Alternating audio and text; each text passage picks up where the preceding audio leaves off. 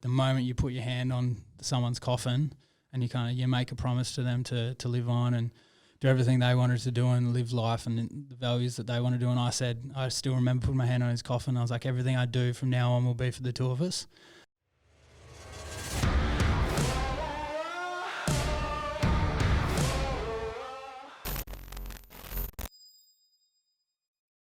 After a lot of hard work, we're happy to announce that the TX support service is now open.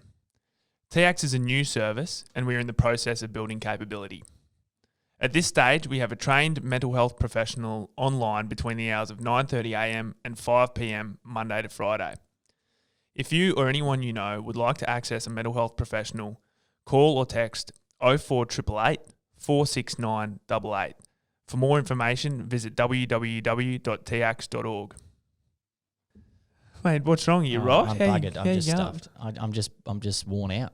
I'm worn out. I've just been going from job to job. It's a nightmare. Have you got a scheduling system or anything? A schedule what? A scheduling system? No. We just ring the office up and just tell them we've done a job, and then they just be like, go to the next one. And I'm like, okay. And then I just do that. And then I just ring them again and then go to the next one. Have you looked into a sort of a scheduling software like SimPro? Sim who? SimPro. No, Those headphones turned up? Who's that? SimPro is an operations management software, and it's easy as I can even use it. It allows office staff. It is easy. It allows office staff to schedule in everyone's work, including things like routing, maps. You can even specify preferred technician capabilities. So, hey, how do I find out more about these SimPro people? Well, all you got to do is jump on your iPhone or your iPad or your PC and check out www.simprogroup.com. But wait, there's more. Be prepared to get your schedule in order.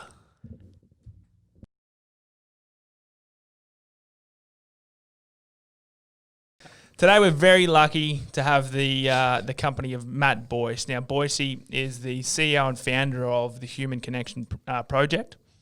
I wrote process on my piece of paper. He's also a carpenter by trade. Yeah, he could be a new name. Carpenter by trade. And he's just finished telling us how he plays off scratch and is going to be a formidable force at the upcoming TX Charity Golf Day, where he's on the team alongside myself, Sam Gardell, and Lockie Stewart. Oh, I thought you were in trouble there. So, mate, are you going to put your money where your mouth is? Oh, absolutely. Scratch. We'll take scratch, but maybe add 18. I did make that up for the record. Mate, how you going? It's great to have you in here. Yeah, no, good. I'm looking forward to it. I've obviously been following on what you boys have been up to over the few years and the podcast, so excited to get on and have a chat. Well, it's a good segue because you've been working with Gardy, who was our last guest. So, yeah, it's going to be great to discuss exactly what you do and sort of your story. Yep. Yeah, absolutely. I suppose, yeah, let's go back to, I was reading on your website before, the Human Connection Project sort of was founded through a lived experience. Yep. By yourself? Yeah.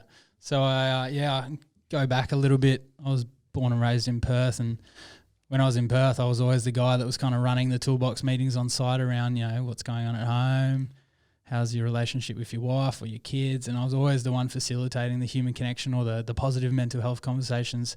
Don't know if I was kind of I'm not someone that is super energy based, but putting out the energy or the kind of vibes that I'd be up for the chat. Maybe I was waiting for my TradeMutt shirt. Segue. God, that must have been a fair while before TradeMutt existed. Yeah, well, someone had to do it. But yeah, I kind of went through that, and then I moved to Brisbane for chasing the footy dream like everyone does, and then realising you're not that good. Went full head into chippy work, and I kind of wore a mask around for a long time. When I came over here, I was like, fuck, I've got to be this tough footy player who's come over here to chase the footy dream, so I can't just be this kind of... Is this playing rugby league, was it? Yeah. Yeah, right. Yep. So I was back on site and I was kind of trying to be the tough guy, and then no one was sitting with me at Smoke. I was kind of a little bit isolated. I went from someone that was facilitating conversations around mental health and conversations around how your relationships are to being super lonely. And I kind of had this epiphany where one day I just ripped the metaphorical mask off, and I tell this story quite often. I was skipping down the the hallways of a construction site in Carindale singing Whitney Houston, and suddenly everyone wanted to sit with me at Smoko. So that's probably something weird. Go on. That sounds extremely familiar. Give us a couple bars. The microphone's yours, mate. It's not set up for singing, unfortunately. It's a podcast setting. You're sitting down. It only works when you're skipping, doesn't it? Yeah. So you played. I didn't even realise they played rugby league in Perth, to be honest. Yeah, They had the Bears there about 20 years ago. we're not that good. I was one in, I think it was about 1,200 people at my high school, and I was the one person that played rugby league.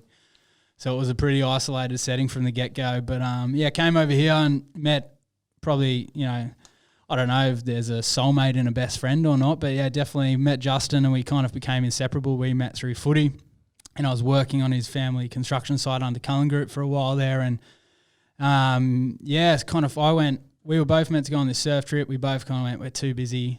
We're chasing the cash. Kind of, we were pretty into our work at the time, and a spot come up and he took it, and that was the last time I ever got to see Just. So he never came back from that holiday. He had a tragic accident and passed away.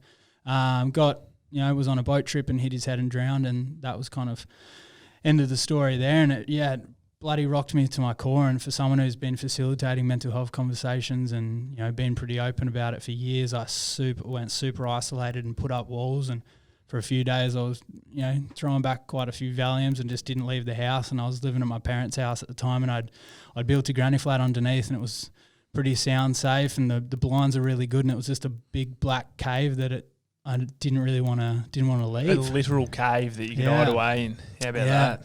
So that's pretty much the story of how I went from being the facilitator to needing facilitation. Yeah, right. So how old were you when you went from Perth to Brisbane? 18. Oh, I think I was just turned 19. So just come out of the apprenticeship pretty much. Yeah, righto. And then how long did you know Justin for? So we met, and it was kind of like 5 years. We were best mates. So it was really quite funny. Like, he's obviously got childhood friends that he's grown up with, and we met, and we just kind of kicked off from there. We met at the Ekka races, had a big night out at the what's that pub over there, the RH or something. I'm not surprised you don't remember. But one thing I do remember, like, again, back to the skipping, like we were skipping down the road singing, and I was saying, fuck, this is someone I want to hang out with, and we were pretty much inseparable from that day. I think the skipping was the connection. Did it feel weird to you to move states and make a mate like that who just, was such a solid connection? Yeah. Make such a bond, probably like brothers, and then for that to just be ripped away, like. Yeah, it was definitely a weird experience. So I had obviously mates growing up and, really quite close with them, but I wasn't nearly as close to any of the boys that I grew up with as what I was with Justin from the get-go. So, yeah, to lose him, I had lost all hope. For days there, I thought I'm never going to be happy again, and I know we'll probably get into it, but there was moments where I was just wanted to give up on everything. I was done. I was never going to be happy. What's the point of kicking on? And definitely, like, my family and friends were amazing, but super disconnected. I didn't let them in. They wanted to get in, but I was in my cave, so they weren't coming in. And I don't think even my parents knew how bad it was until many years down the track, where I kind of started getting on podcasts and doing videos, and I was like, I was suicidal, and they were like, fuck, like, that's what it is. You don't see it on someone. Yeah, and that's just the thing, isn't it? And I think you said it's kind of weird. You don't know if you can make a soulmate in a best mate or anything like that. But I've got a similar story of moving from Sydney to Brisbane and meeting one of my mates. One of my best mates who was the one who took his life to end up push us to doing this. And it was the same thing, probably a 5-year period there. And all of a sudden, all over. It's amazing how people can come into your life who maybe you didn't grow up with. You make different connections, but they can have fucking massive impact on your life in such a short period of time. Massive, yeah. I had a piece of my puzzle missing my whole childhood up until 19 when we kind of met, and I didn't even realise. Is that something you're grateful for? Massive. So for a while there, I went through the stage that most people go through with grief. I was like, oh, this is so unfair. Like, why me? Why Justin? Why us? Like, his family was in pieces. Like, it was just like a really negative outlook on life. And then I kind of switched, and went through a massive personal growth stage where I was like, fuck, like, I got to spend 5 years getting to know probably one of the best people that's ever walked the face of the earth, and learnt so much of him. Pretty much everything I do now is a lesson that I learnt from him, either straight to my face or just through seeing his actions. You know, he's a workaholic. He was always really integral, had a lot of integrity. It's probably his biggest value. And I guess that kind of just rubbed off on me. And my old lady tells so many stories where we'd come home and like we'd take 2 steps forward and then 3 steps back up the driveway trying to get back in after a night out, and like we'd be the exact same whether we were drunk or sober. And you know, I said a speech like years and years ago. I was like, we were just so inseparable. It was no wonder we were both single, because we had no time to meet girls because we were too busy mucking around doing stupid shit that mates do. I guess we both probably felt like we'd missed out on things in having someone that close growing up, so we just kind of capitalised on our time. But yeah, no, definitely grateful for the years I had. Yeah, wow. I mean, and I suppose the key sort of takeaway is that like they're not just gone and out of your life. Like they live on, you know, in your heart. Like there'd be a massive driving force there for you to be doing what you're doing now. So I'd say that the spirit lives on in a big way, or what? Massive. Yeah, I can still remember his funeral like it was yesterday. We I hadn't cried, I reckon, for the whole week while we were planning the funeral, and his brothers stepped up and pretty much organised the whole thing, because as you can imagine, his parents are shattered. They've just lost their son. Like no parent should ever have to bury their kid. So the boys stepped up and organised, and we were kind of just pretty stoic through the whole thing. And then the moment you put your hand on someone's coffin and you make a promise to them to live on and do everything they wanted to do and live life and the values that they want to do. And I still remember putting my hand on his coffin. I was like, everything I do from now on will be for the two of us. And yeah, like if I have days where I'm like, oh, fuck, I don't want to do this, or this is way too hard, or people are telling me like, just go back to being a chippy, just get up, go to work, finish. But yeah, it's definitely a driving force for me. It's powerful, man. Yeah. Really powerful. Do you think you knew when, like after when all this has gone down and what you were saying, you were living in the granny flat underneath the house, the literal metaphorical cave, did you know what you were feeling and experiencing at the time, or was it only in hindsight and looking back that you could figure out exactly how sort of bad you were? I just assumed it was grief.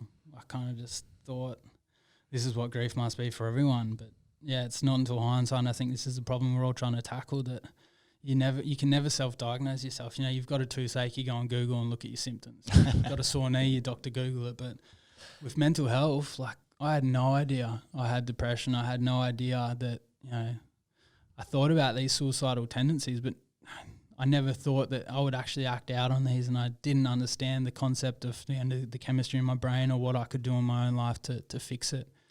I want to go back to when you were in Perth and you were doing these toolbox talks. Now, was this something that your boss or someone you were like the person who was running these things? No, it was never facilitated. It was just... Oh, it was just you. Yeah, it would just happen. So mental health was something that you were into early on. I think I was into connection. I don't think I was intentionally doing it around mental health. Like I look back now, I'd love to say that. So you were just more in the mental health space, but yeah. So you were just more leading these chats and getting people to talk. Yep. Copy. Yeah, because righto. So then you've come over here, and then this tragedy's happened, and then were you sort of on a personal development stage, sort of coming out of school and then moving over here? Were you like actively, educating yourself? No, I thought pretty much up until Justin passed away, I thought personal development was a waste of time. Yeah, okay, copy. Now that makes sense. Yeah, I thought, I would look at someone with their glass half full in an analogy and be like, fuck off. Yeah. They just get in, get it done, get out. Which is obviously, I've gone full circle from that today. Yeah, it's crazy, isn't it? Because it's that's what I just picked up with like Guardy and his podcast. Because Dan and I were subletting his office upstairs, and he's a completely different man he was 6 months ago. Oh, massive. Like, it's a completely different man he was 6 months ago. The guy I played footy with to the guy that I caught up with for coffee the other week is just... Mate, it's incredible. And I'm so just pumped for him. When he left here the other day, he was just like, he was just living on the energy. He was just like, this is just awesome. And I was just, it's great to be around that sort of stuff. Segue to solar there. Yeah, but I mean, but it's interesting. So and then you just went on that big development. So what was the turning point in your grief stage and your depressive state in your cave? What was the turning point for you to work back out of that? Because you said you weren't letting people in. Yeah. So what was the catalyst to you sort of turning that around? So before Justin passed away, I had actually tried to get into the Defence Force. I'd gone to a meeting and I'd gone through everything. I picked where I was going and I had my enlistment date. Pretty much I was actually backtrack. I was a step away from getting my enlistment date. So I'd gone to my U session, for those that have gone through it will know what that is. And I went to my parents were brokenhearted. Like, me and my mum are really, really close. My dad's worked away my whole life. So me and mum are quite close, as I am with my father as well. But me and mum have just got a bond, and she was just livid that I was going into the Defence Force. And I went from that meeting to Justin's house, and I'll never forget, he shat me down. He sat me down. That's staying in there. No editing. He sat me down and he kind of said, look, there's three people in life. There's people, level one, they just go to work, don't really enjoy it, get by, do their thing, and they can afford to live. There's people two that provide for their family, they feel really content, they can give back to community a little bit here and there. And then there's people three, or level three, are driven by passion, driven by impact, have enough money to afford to help out their family in any situation, help out members of their community in any situation, but never led by money, more led by impact. And he was like, I know what I want my best mate to be, and it's level three. And he probably didn't have too much education on the Defence Force, but he said, I don't know anyone in the Defence Force that's going to be a level three. And that was something that really sat with me. And I kind of remember being in my cave, and I was just laying there being miserable old me. And I remember that conversation. I was like, fuck, I'm not going to be a level three sitting in the cave. And it was pretty much that day everything changed for me. I reconnected with parents I'd shut out. Like, I'd reconnected with the mates that I'd shut out. So it was a wolf pack, which is why I've got the wolf on my arm. So it was me, Dion and Justin, and I'd pretty much just shut Dion out through the whole process, just put up walls and ticked that back off, got in contact with Dion, got in contact back with my parents, which were just upstairs, wasn't too hard. And then just kind of ventured back out into the world. And it was just from that realisation, the whole conversation I had, level 1, 2 and 3. And that's all it takes for so many people, is just to remember back to a certain situation. That was probably 3 years ago, and it stopped me from probably ending my life. How long were you in that state though for? Like, how long do you reckon you'd shut down for? I was proper shut down for like a week in the cave, but I was fucked for probably the best part of 2 years. 2 years? Yeah, but the cave was a week. The week was the period where I was like level 3. But then it didn't happen overnight. It took me a long, long time to. So 2 years after your mate's death, yep, this all happened. That is a freaking long time, isn't it? Mm. That's an incredibly long journey. My God, you dug yourself into a big hole, didn't you? Yeah, like I was in a hole, but it was the week that was the real hole. And when I come out of the week, it took the best part of 2 years to finally come good. But what drove that last week? Was there something that you were just like, fuck, I've had enough of this? Was it outside? Was it work? Was it just built up that much? I think it just built up that much, and the Cullen Group got shut down through things that had happened. They lost their license, and I watched the family go through losing their son to losing their business to losing their home. And I went over to the family home where we grieved Justin's death and cleaned out their possessions because they had to file for bankruptcy. So I was like, cleaned up Justin's room 2 years earlier, and now we're in his family home cleaning out the family belongings because they've lost everything. And God, it's a pretty rough process for anyone to go through. And I was like, fuck, what am I sitting here moping about? I could be out there making a difference and helping someone else that's going through similar circumstances. bit of perspective's a powerful thing, isn't it? Yeah. Mate, that's heavy, isn't it? My God. When was the U session and all that? When did you do that? Was that after? No, that was before. Yeah. Yeah, righto. Sorry, Michael, can you turn the aircon on, please? It's bloody hot in here. That was the best part of 3 years, and I still remember, like, I sat with Justin and I sent my parents the YouTube clip of the Wolf of Wall Street. Yeah, right. I was like, I'm not fucking leaving. That's one of our favourites. That is a beauty. Gold. That is a beauty. Yeah, we're humming it in. Yeah, that's better. That's better. Yes. Yeah, right. That's incredible. So did you get back on the tools? Were you sort of working in that 2 year period? You're still a trade qualified carpenter? I went back for a little bit, and I was working on a Cullen Group site under a builder that I was subbing for, so not under Cullen Group. And there was a particular supervisor that had always rubbed me up the wrong way.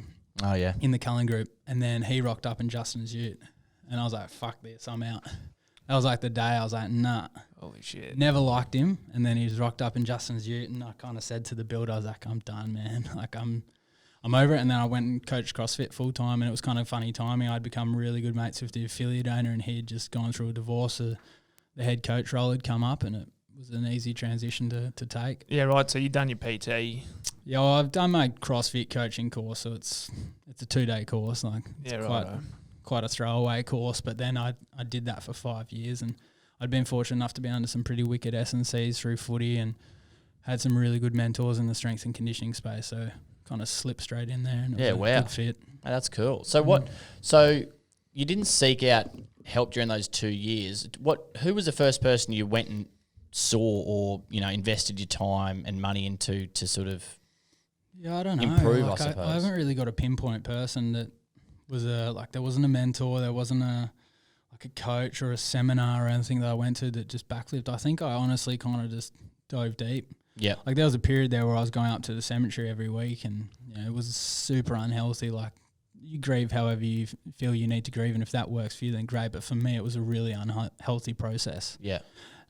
So I don't know who the person was, and I wish I did because I'd love to thank them. But there was something that flipped in 5 years ago, or part of it. Yeah. That kind of pulled me out. So what led you then to start the Human Connection Project, I suppose? Because if it wasn't, what was it, getting back around your mates and connecting, and you were like, fuck, more people need this? Yeah, I realised that my depression, or like my just deep dark cave, wasn't caused by Justin's death. Like that was a catalyst of it, but my darkness was caused by my lack of human connection, the fact that I'd cut everyone out. So I was grieving Justin's death. That was obviously extremely sad, and anyone that's gone through grief, pretty much everyone knows what that's like. But my real dark, deep depression was the fact that I had no human connection. It was this epiphany where I was like, how many other people are going through depression that's got nothing to do with chemical imbalances, or it's got nothing to do with needing to sit across from a clinical setting. It's just got to do with sitting across from a mate and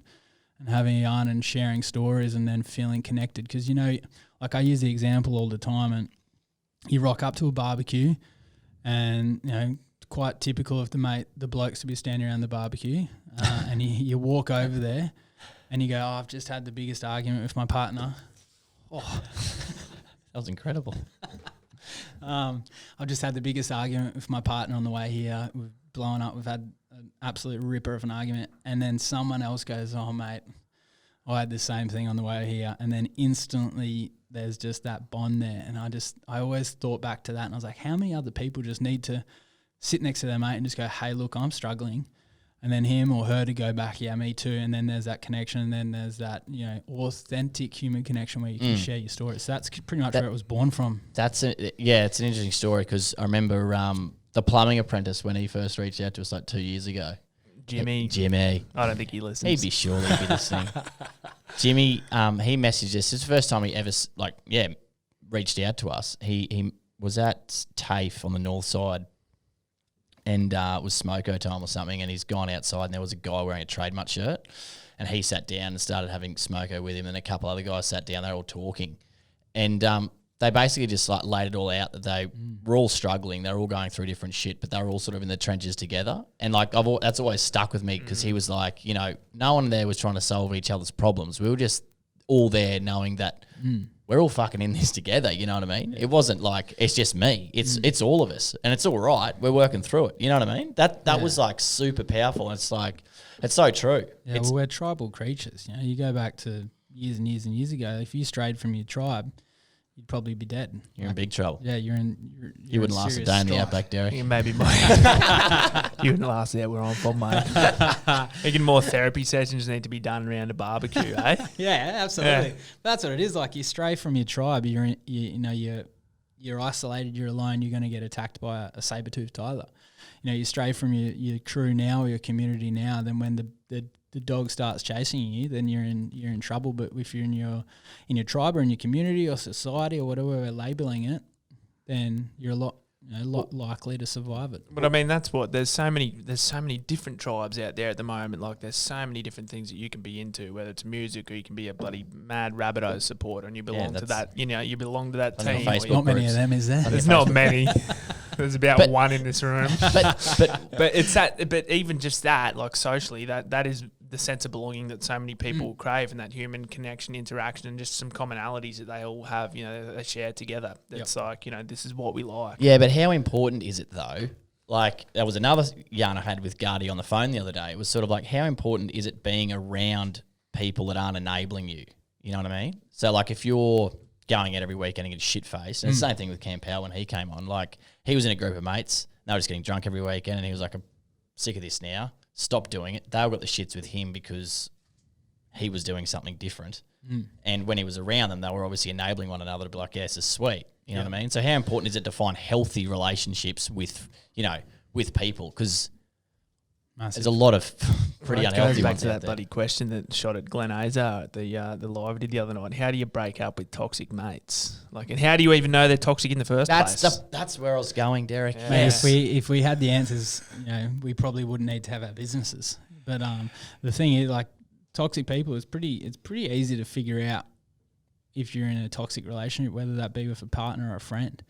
If you're ever in trouble, the people you first think to call are the ones you should be spending the most time with. So if you've got a flat tire, chances are you're not going to think of calling your mate that you go get on the piss with every Friday. You're going to call the mate that you really get along with in the smoker shed. You might not even have his number. You've got to find him on Facebook and message him in Messenger, but you've just got along with him on site so much that you feel comfortable reaching out for him, but you've gone and got on the piss with this bloke every Friday for the last 6 years.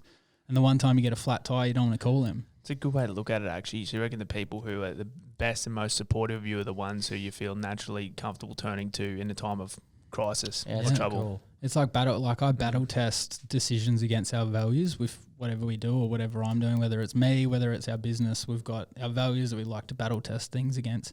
It's the same thing with toxic friendships. I kind of battle test, coming here today, I could have battle tested this decision. What is it? Is this putting us in a better position to make more impact, or is it taking away time that I could be spending writing a blog or posting a video or ringing someone up that I haven't connected with? So I'm glad you came here. Here we are. Passed the battle test. we battle tested and we got through. But have you read the book? I'm sure you would have. The Subtle Art of Not Giving a Fuck. Have you read it? Yeah. So there's a really important chapter in there around relationships and how, toxic ones, it's sort of one can grow and then one sort of falters, but how important it is to be in a relationship where everyone's sort of on the way up together collectively. If I ever do any work with man or female, whatever partnership they're in, your partner has to do this with you. So I'm doing some work with a young fella at the moment, and everything we go through in our conversations, make sure you go home and have this exact conversation with your partner, because if you're growing and she's not, then this relationship is as good as over.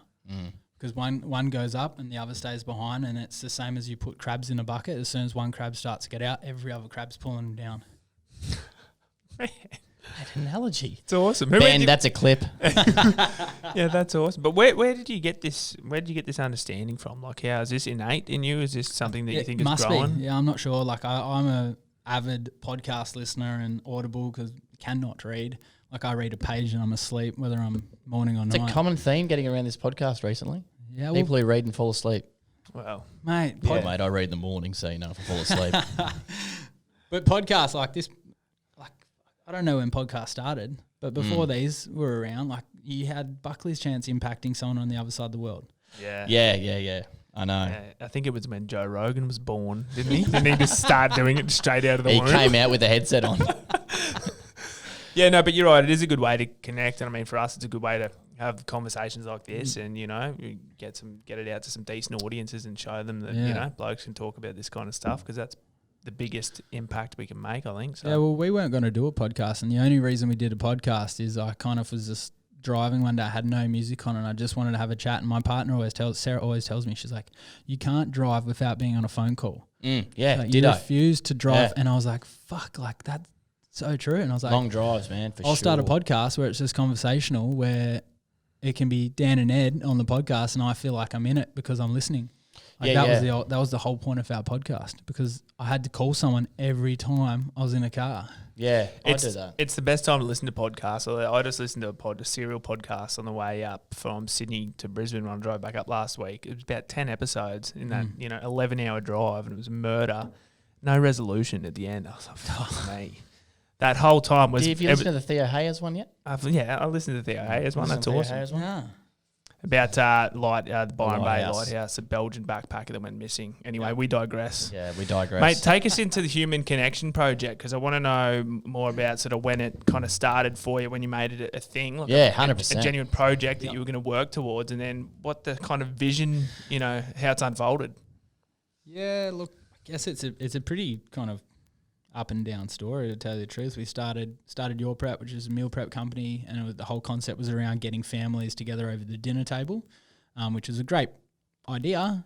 Running it as a business model was really quite hard because we're fickle creatures and we say we want to do one thing and then we never do it, as you boys are well aware. So Your Prep kind of was always struggling. We had it for 2 years and it was like an ATM, but going the other way. We were just putting money into it, never coming out. And I was fortunate enough to get into an accelerator with a large food company. And while I was down there, I was chatting to the GM, and I got along really, really well with him. He was like, mate, I think your passion is definitely elsewhere.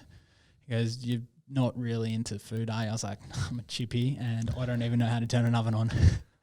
Which kind of makes sense for like a meal prep company, doesn't it? I cooked spag bowl the other week and I butchered it. You can't. It's spag bowl.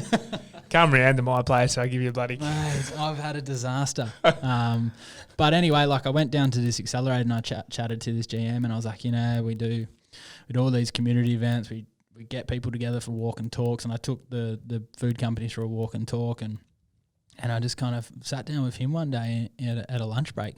He's like, mate, I think you need to get out of the food industry, and you can keep it if you want, but I think you need to have a bigger umbrella company. And he kind of walked me through what that actually meant because I had no idea.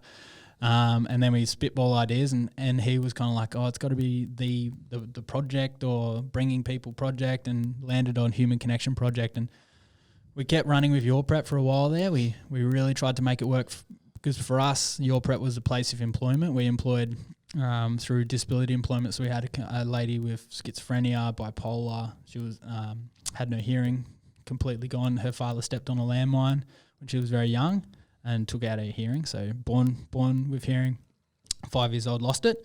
And then we also employed another lady who had a serious history of mental illness and drug abuse and had come like full circle. And when we shut Your Prep down, shutting the business down, that was no dramas, but telling those two girls that you'd finally found purpose and passion, and I'm going to pull the rug out from underneath you was the hardest part. So we really stepped up our community events, and we get people together for walk and talks, and we're planning on running some big summits once this whole, timestamp your podcast, but this whole coronavirus is gone. We can get back into the summits, which will be great. And we run a few different programs around upskilling of parents so they can have conversations with their children. But the whole concept is very similar to you, and we were chatting offline. Like, it's just about getting peer-to-peer support and getting people to just realise that, we've kind of worked our way to break a stigma in Australia. I think, even speaking to the girls we employed that were, in the mental health system, like, and have been for a very, very long time, like, they were almost in agreement that the stigma's to a degree gone, and I say that very lightly, but to a degree the stigma around mental health is gone, but we still don't have means or ways to just chat about it. Like, if you get a new PT, you want to tell everyone. Yeah. A lot of people still aren't equipped with the tools and the emotional resources to try to even kind of articulate what they're feeling. You know what I mean? So that's you're right. I think that's the next step to enable that. The hard thing is, it's like there's so many people that are on varying journeys, and it's like you're talking about, you're on a 2-year journey. You know what I mean? Imagine how many people are out there that are in a fucking 5-year or 10 year lifelong and have never, they don't even realise they're in that hole. You know what I mean? It's a lot of people.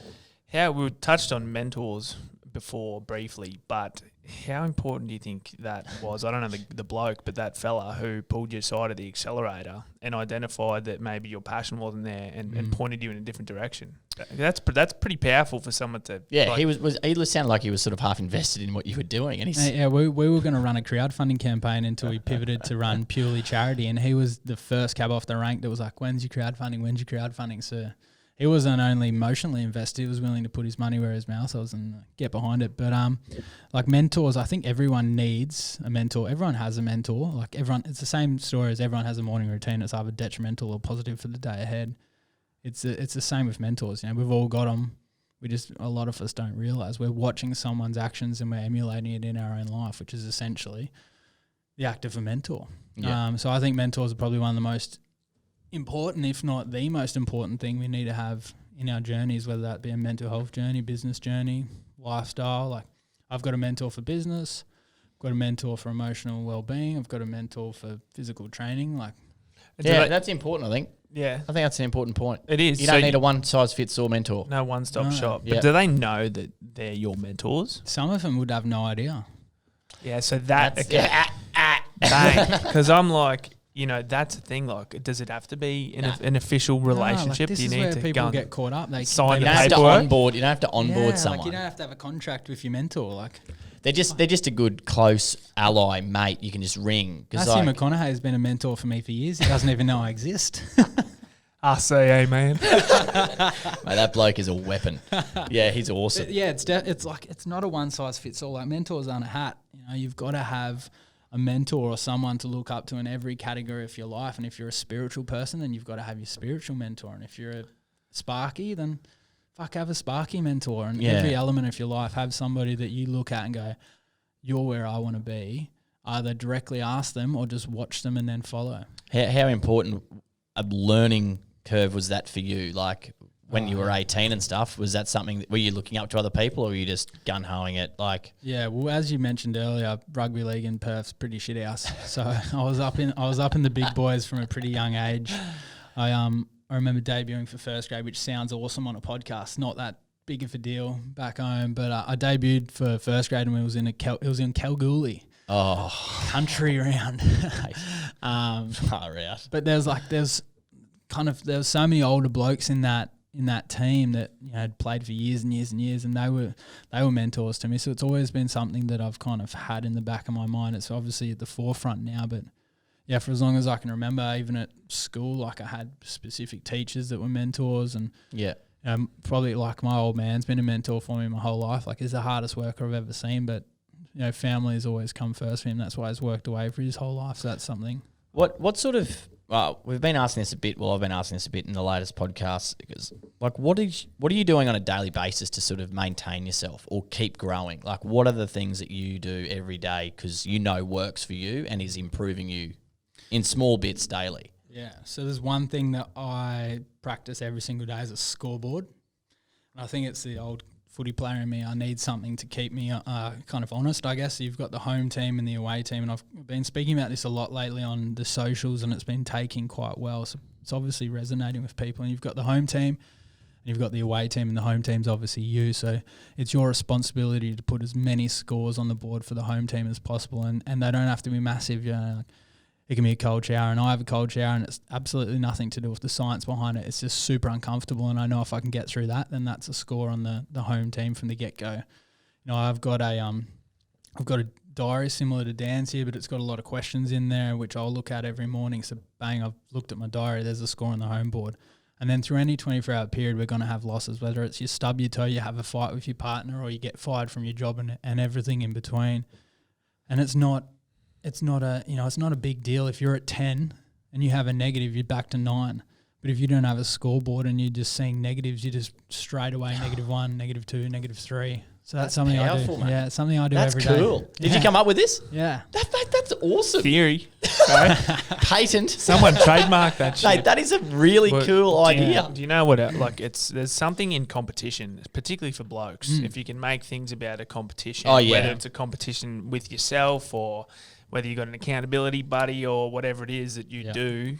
I think that's imperative. Hey, I've always had that without knowing it was a good thing for me. Like when we first started working with this clown.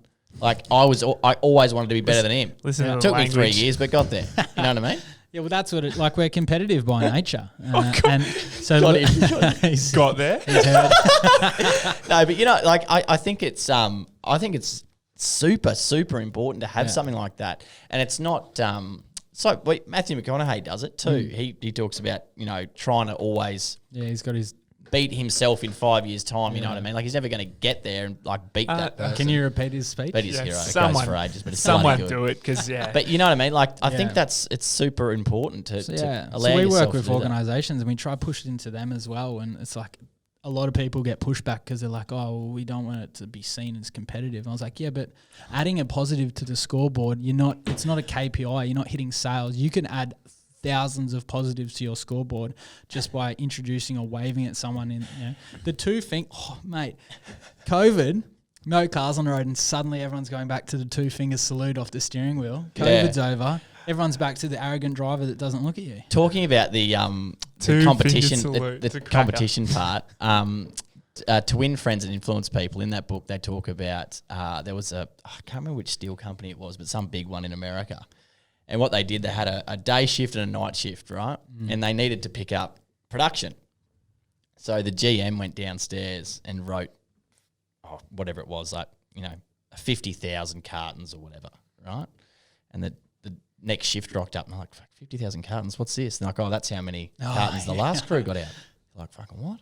50,000 cartons. So they went and they wrote down 65,000 cartons. Well, you know what I mean? Yeah. It just went on and went on and went on. And like the amount of efficiency that went up and the camaraderie and stuff between the two sides, like it was incredible how much it lifted everything. Did they all get pay rises? I'm not sure, mate. This is like 1930. 12 cents a day. But yeah, you know what I mean? Like competition stuff, I think it is important.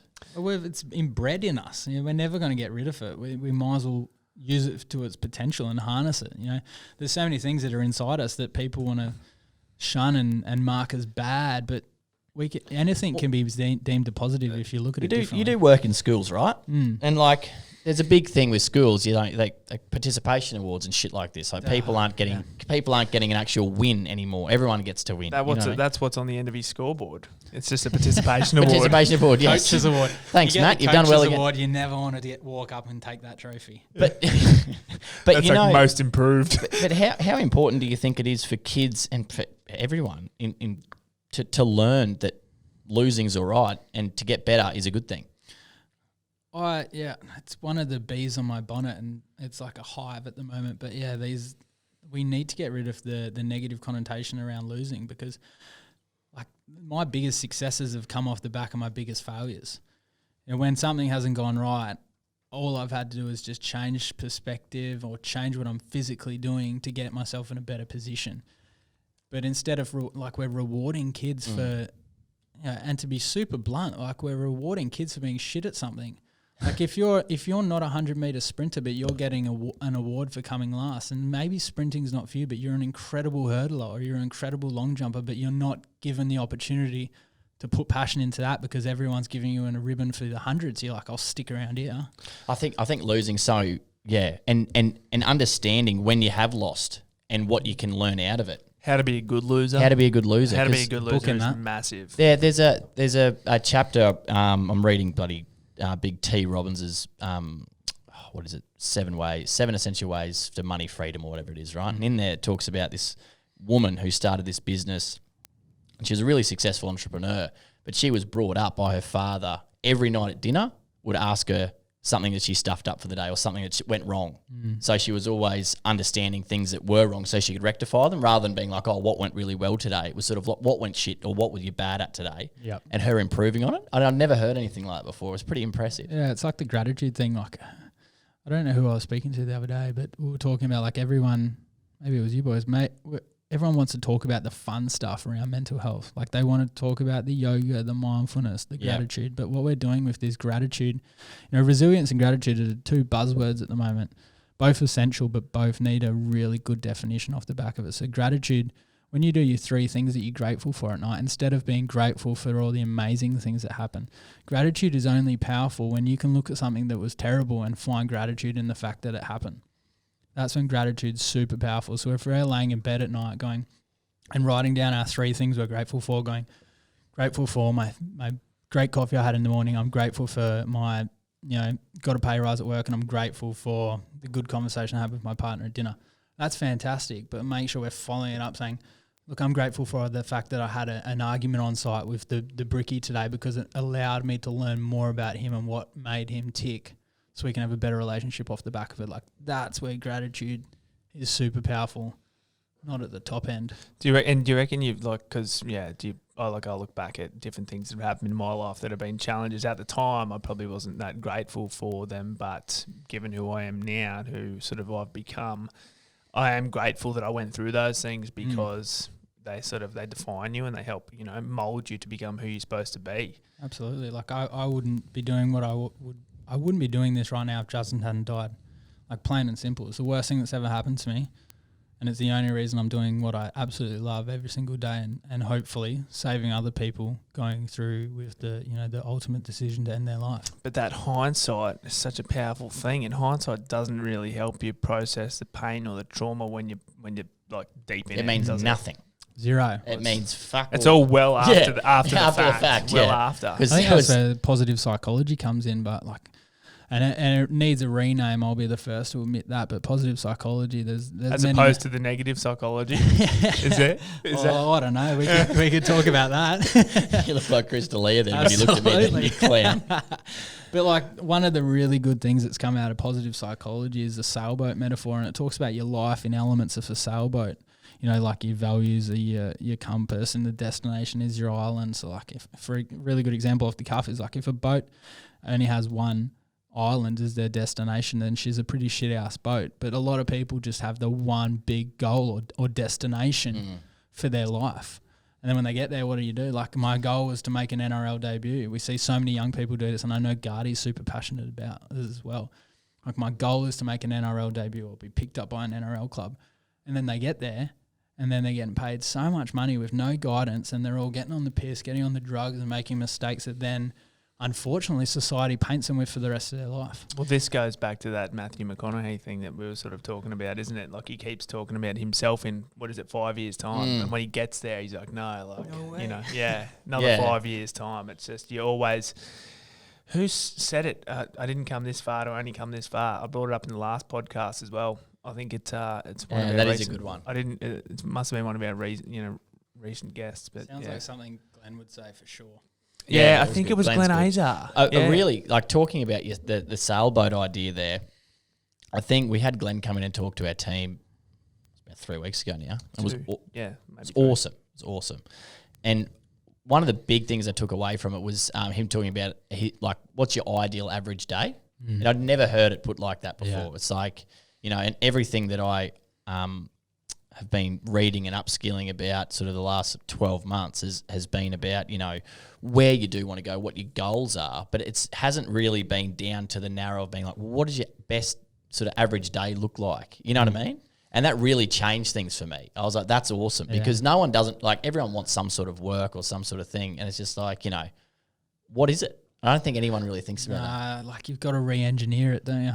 You've got the end goal. Like it's like, I guess, the podcast is for tradies. If you look at a finished house, we've got to go back to, if you don't put the right piping in your slab, then the whole house is cooked. Yeah. Like you've got to re-engineer. If the house is your ideal year, then, framing stage is your ideal month, and then mark out's your ideal week, and then getting the right material to site's your ideal day. Like we've got to re-engineer. And then all of a sudden there's a big bloody rain event, floods the footings. You're up to your apprentices cut everything 100 mil short. You're up to your waist in mud. No one waterproofed that or cut back enough with the excavator. So Rossi's got to get in there and do it again. But like that's what it is, we've got to re-engineer it back to our days rather than, even with our financials, we're all guilty of it. Like we look at our KPIs for those that are business owners at like monthly or yearly or tax yearly. But if you break it down to daily, it's so much easier to manage everything. Well, yeah, but this goes into everything, right? This goes into absolutely everything because like even exercise, like people that want to lose weight or people that want to be fitter, it's just like, oh, I can't get up and run a marathon. Oh, fuck, this is too hard. It's like, well, no, if you get up and run 2K today, you can run it under 20. That's good. And then do it for the next week and do it for the next fortnight, and then you're going to get a bit fitter. Then you can do it in 3K. Incremental improvement, eh? Yeah, but like that was the same like with me, because like I've just been on this huge health thing, and I was like, oh, I went in there, got my body fat scan. I was like, he's like 15%. I was like, I want to be 11. I was like, how quickly can we get there? And he was like, well, let's not try and get there that quickly. It's just like, let's just do it properly and work. That's why the process losers is such a fail. You know what I mean? Let's just process it. And I have like learnt so much through that, and like just doing the Center app and everything like that. Like when I first started the Center app, I was like, holy shit, I can barely do these like moderate guys, and there's an advanced person on here. You know what I mean? But by the end of the 6 weeks, I could do all the advanced stuff. You know what I mean? But it's just like it's that first part where you think you need to do everything at once. It's like nah, just cut it back and just get little wins, and that's your scoreboard. You know what I mean? That's just your Gantt chart your life. I love it. This is great. Gantt charts are too bloody complicated for me. You're a big Gantt chart man, Derek. I tried to be. I tried to be. I tried to be when I was on the tools. Boys, I got Gantt charts coming.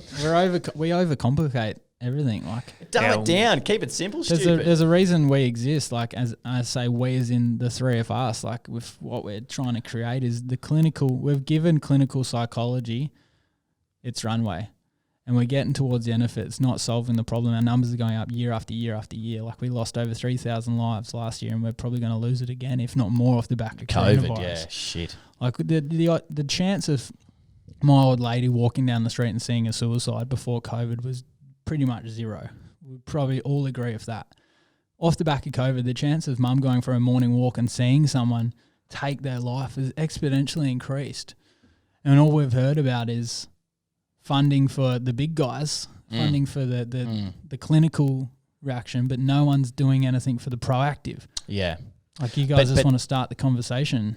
But mate, that's everything. Like, that's a whole podcast in itself. But I mean, fuck healthcare and everything like that. Like, Sick the care. amount of the shit that you see people eat on a daily basis. Like, I had no idea how bad food really was for you. Like, the thing I've learned in the last 2-3 months is that whatever you eat, there's a consequence. No matter what you eat. Except celery. But you know what I mean? Yeah. Like, there's a consequence for whatever you eat. You go to the cancer clinic and their meals are fucking stacked with sugar, and I'm definitely not a nutritionist, but I'm pretty sure cancer thrives off sugar. We're feeding these cancer patients sugar-packed meals. I'm keen to, I want to find out, because we're sort of talking about, originally you sort of asked about what you do every day to, be filling your cup type scenario. But Scoreboard. I like that. yeah, but like, why? Why do you do it? And do you think enough people understand their why? Because until you know your why, like, how the hell are you going to go and, do the 2 kilometres and the 3 kilometres? Like, it's something that I've learned a lot over the last few years, is the word purpose for me. Like, and I'll probably rub people up here the wrong way, but fuck, I just hate the word purpose. Like, purpose. Why? I'll get into it because I do school presentations, and I have year 8 girls, year 9 girls at Ipswich Girls Grammar saying they feel pointless in life because they have no purpose, because media, parents, self-help books have told us for so many years that you need to find your purpose. And Simon Sinek, I love him, definitely a mentor of mine, but his Find Your Why has just fucked our generations, because we've got so many people now trying so hard to distill their why that then they get there and there's got no passion behind it. So purpose is great, but without passion, when you have a hard day, you're not going to keep going. So for me, it's all about distilling, and I don't know if it's the right word, but distilling someone's passion. So my passion is to stop seeing suicides. Like, the number just infuriates me, and it's going up. So my passion is to stop suicide. My purpose is how I actually do that. So, like, I guess we could title it my why is to stop suicides, but my passion is the deeper lining there, and then purpose is your actual vehicle to make the change. Do you think that idea of purpose is kind of misconstrued, in that it's just one thing that you have to find and then that's it for the rest of your life? I think it's overanalyzed. Well, but people dig too fucking deep. Yeah. Way too deep. It does, and I prefer, for me, to be honest, my preferred word to describe that is finding meaning, or like finding meaning in what you're doing, because purpose, meaning, whatever, it changes. It's always going to change. The goalpost will always move as you grow. But has anyone ever explained to that schoolgirl that, her purpose at the moment is to go to school and make mistakes? Yeah. And that's what you're supposed to do. That's your purpose, right? That's your purpose now, do people understand that as a father, a family man, their purpose at home is to, be the family man, look out for their family, but then at work they might have a completely different thing that they're passionate about, and it's a different purpose. It's not the same thing that you've always got. You don't wake up every day and do the same thing over and over again. It's all different parts into a larger piece. But I think so your values tick into it. But finding, for me, what's more important is trying to understand that and finding meaning in what you're doing, and finding a reason, even though, say, maybe I'll go to work and I'll swing a hammer, and it's not what I feel like what I was put on this earth to do, but I can still find meaning in the fact that this is a good job, it's a good income, I can go and I can get up with work, I can put, for work, put my 2 feet on the ground and go and give this my best, and treat it as a stepping stone to lead me on to where I'm supposed to get to. Then there's a big difference, though, if you fucking really hate your job. You know what I mean? Well, I think that's where you've got to draw the line. It's sort of like where... Well, how does it make you feel? Yeah. Everyone's scared to live because we're all going to die. Yeah, to the we've had that marriage. on the mate. We've had that on this podcast plenty of times. Yeah, like fuck it. It's Just, the only guarantee. I was yeah, death well, and that and taxes. taxes. 35% ScoMo. Fuck you. No, it's true. There's a good one that I saw the other day though. It was people live two lives that and they start living their second one after they find out they've only got one. Well, yeah, fuck. Look at it. Look at how much people achieve when they get given a death sentence. As in, like, I've got terminal cancer. Oh, like, yeah. Fuck me. The shit they get done. Yeah. Why does it take the end of your life to be coming up on you to do it? Like, I was speaking to someone about this yesterday. She is in a job, right, where sales rep, commission based, doesn't really like it, feels kind of financially stable. She's trying to prove that she was the better sales rep because someone else has gone into a territory is going to do a shit job. And I was like, you're trying to prove to your boss, who obviously doesn't really care about which you. one? Yeah. You want him to go shit, so your boss thinks you're the better one, that you don't even like working in the company anyway, so you're better off just pulling the pin and finding something you really do. But like with tradies, we spoke about this offline, is I'm back on the tools at the moment to keep the lights on in the charity because, charity is a fickle thing to keep financially stable. So I'm swinging the hammer, and instead of just going to work today being like, fuck, we've got to build some stairs, I had a discussion with the lady who we're building the stairs for, and she's got this great fake turf area out the back of her yard, which you can't get to. She's got like a pirate's sort of plank to get up there and a ladder lent up again, and the kids aren't getting up there. No one's playing on it. So instead of just going to work, being like, oh, I'm just going to work to swing the hammer, I'm going to work to unlock the potential for their kids to be playing with their parents when they get home this afternoon on this AstroTurf. Or we were speaking about Jordan earlier. He's putting solar panels on a cop out on the police academy. He's not just putting solar panels on the police academy. He's putting solar panels on the police academy. So Joe Dirt can go, probably not a good cop name. Possible. Civilian A is going to graduate from the police academy from the power generated from the solar panels to, in 5 years' time, he's going to walk in and stop a domestic violence incidents where someone was going to murder his wife. Yeah. And They that's find passion in what we do. find a bit of meaning. It's right there, isn't it? It's gold. I think it's great. Yeah. That's it's powerful when you think of it like that, and it does give it meaning and purpose. So if there's someone out there listening like that, just break it down and find out, what you are actually doing with what you're doing, like what you're actually going to make happen. You know what I mean? think you can hate your job. I think you can not enjoy it. Maybe it's not you forever, but just trying to find that mindset that this might just be the thing. It might just open up an opportunity tomorrow that leads you on to the next thing and the next thing, and then suddenly, next thing you know, you fucking doing TradeMutt or something, and you're just like, man, how do we end up here? Well, fuck, if you put 30 runs on the home scoreboard for the day, hating your job's only one negative. You're Mate, only who are on you playing? The 29. Titans? My God, fuck. It's a good win. Broncos. Mate, yeah, it's awesome. What else you got, Derek? Mate, I don't know. This has been a good chat. What haven't we covered yet? Have you got anything that you... Have you got anything? have you got anything... Push to me. Have you got anything that, that you just love getting across that you haven't covered already? Mate, the scoreboard's my one thing. But I feel like we could go all day. Like we could take it really proper deep. Like, we've got, obviously, everyone's well aware, we've got how good's living is our catchphrase, and it's not something we've just wanted to throw away. Like, you boys are a conversation starter. We've brought him up a bit, but Glenn Azar's not dead yet. Our how good's living is just an element. It started as a hashtag 10 years ago. That it was just like when shit's bad, and the positive guy in the room is always the annoying one. If someone's hates their job and someone walks in and goes, fuck, you're lucky to have a job, you're like, dude, you haven't helped me one bit yet. But how good's living is taking away from that negative person coming in the room. At least they have Wilder. That's what how good's living, and it wasn't like comparing your shit to someone else's shit. It was just going like, mate, like, how good's living? We've got an opportunity here. You've got 24 hours, and it resets every single day. You had a shit day yesterday. That was a 24-hour period. That's done. Let's wipe that scoreboard. You've got a new scoreboard today. How good's living? Let's positive it up. Own it. Leave it in the past. Get it in there. I love it. We're big into Mike introduced it for me initially, but Jocko Willink, the Hectic. Extreme ownership, his whole thing. I mean, he's pretty extreme. Like, he's It's pretty. in the saying. Well, I'm a lease mode guy. Like, that's beast mode. I'm a big fan of lease mode. What's that? So it's just like the bipolar of beast mode, really. Like, so Yeah, many people, like I spoke to Cam the other day, who trains under Glenn, and I was saying, like, so many people I've dealt with, like, they've got this crazy training routine, and we always have to distill the difference between routine and regiment. Regiments, like, if you fuck up a regiment, you've done something pretty bad. If you've got a routine and you don't follow it, who cares? Go again, scratch, start again. We've got so many people now that are stuck in this, like, creating this beast mode mentality, which if your beast mode is to train 3 hours a day, or your beast mode is to read 3 hours a day, or whatever it is, 4 hours of yoga, and you don't do it. Be flexible. Well, if you don't do it, that's having more negative effects than if you hadn't have started. Yeah. Because people are beating themselves up. Like, I just did a running challenge, for example. I was going for 6K a day for 60 days.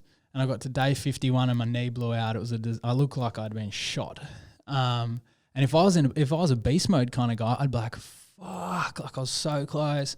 51 days, I'm absolutely gutted. But because I'm a least mode guy, I was like, I can't believe I just ran 51 days straight at 98 kilos with a little bit of flob laying around, and I managed to get through it. Like, that's the difference for me between beast and least. But you've got to try. You sort of got to wonder what the beast mode, what their why is, or why, you know, what the end goal is, you know, or, you know, is it to look a certain way, or is it to lift a certain weight, or is it just because maybe that's what you think people like to see in other people? I think people get caught up in, it's like, well, it stuck with me. What Sutho said a year ago or something. Now it was sort of, if you're going to the gym, and you can't be happy unless you go to the gym, well, then it's just as bad as being on the drugs to a degree, because it's like, if you can't remove something out of your day-to-day routine and still be okay with it, that's the only there's thing. some trouble I'm a massive fan of, you know, setting training routines, and like, I obviously used to train 6 hours a day when I was trying to be competitive at CrossFit, but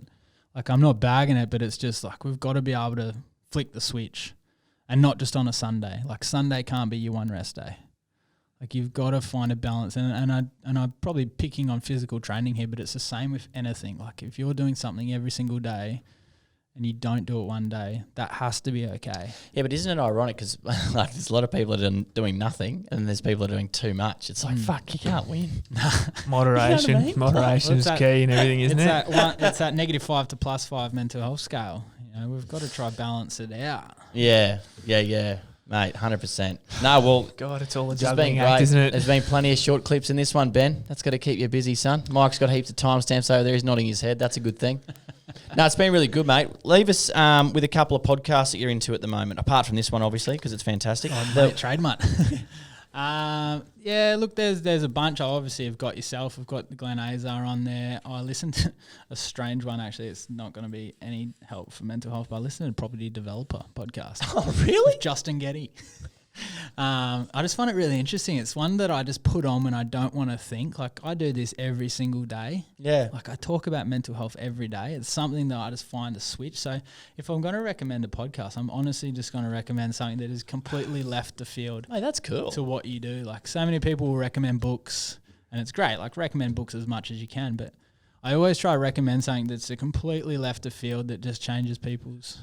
Yeah. Reading's not necessarily for everyone, but absorbing quality information certainly is. I highly recommend it. And there's plenty. I highly recommend and it. we're so lucky now. There's plenty of ways that you can absorb your information, you know? Yeah. Everyone should have read Lost Connections by now, and if you haven't, it's definitely one. Lost Connections. Yeah. I have not read that one. Johan Hari, it's pretty much it.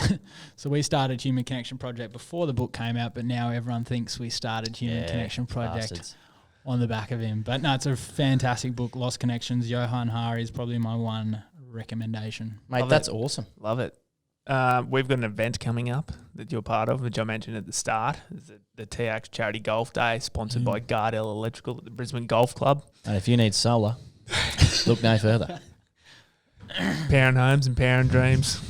Oh, mate, he's just allowing a police officer to finish academy so he can stop a DV. Mate, bloody Gardy. I brought in the How Good's Living T-shirt. That's it. So get around the Human Connection Project. We'll get some links and details and all that 100%. sort of stuff. But I have no doubt that this is only the first of many conversations and interactions that we'll all have together. Bloody oath. Thanks for your time, mate. Really appreciate it. Thanks for having me. Cheers, Loved Boycie. it.